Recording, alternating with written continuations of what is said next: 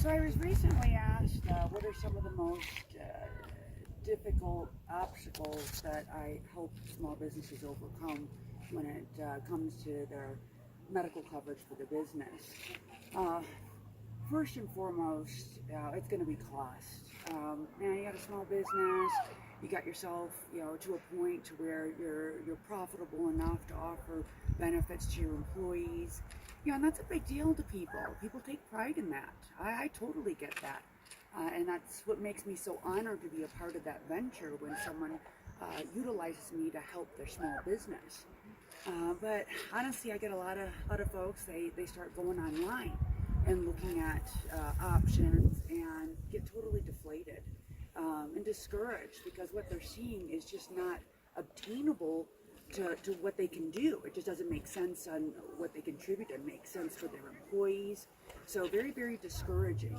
So that's where I come in and no, there's so many options out there other than what you're seeing online. You just don't have access to them because you're not a licensed agent like myself. So, I'm able to, show them options that do make sense. Because cost, is going to matter to everybody. Everybody's got a budget. The business has a budget. The employees have a budget. Everybody budget. So, it's truly taking that time to cater and customize to what's going to make sense for everybody. My clients truly appreciate that because they know what I'm doing is trying to do something that is not a one-size-fits-all. It fits them specifically and their business, their employees. So that's very important. I personally, I never email quotes, never have, never will. Why would you want that? Someone emailing you something, they haven't taken the time to get to know you, your business, your employees, your needs, and that's where you really want that focus because this is getting insurance is a big deal. It's a big decision.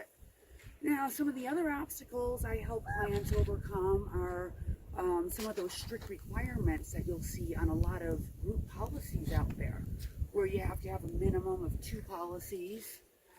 If I got a mom and pop wanting to do a group plan, that's considered one policy. You can't split up into 2 because you're one family. Or I have some clients where they maybe they don't have a 75% participation level with their employees. I'm able to assist with that too. We don't have to have 75%.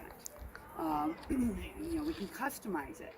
Same with contributions, overcoming that minimum 50% contribution from a business on a group plan. I professionally think the focus needs to be on the actual budget. What's the business budget? And I like to look at it as a dollar amount, not just a percentage. Okay, I want to contribute 50%. Well, 50% of how much? That's going to vary from, one person to another. So I really hone in on amounts. The business wants to contribute X amount per employee. So we look at that, and then, and then I look at the employees too. Okay, what's their income? What can they afford?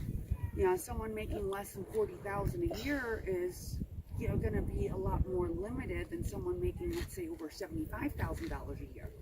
So we really need to focus to make sure that it makes sense for the employees too, because otherwise it would defeat the purpose of the policy and offering it, right? And then you've got different people with different medical needs. Someone young and super healthy, their needs are going to be different than someone maybe older that has some major medical conditions. So we focus on customizing that too, so everybody gets the appropriate coverage this way.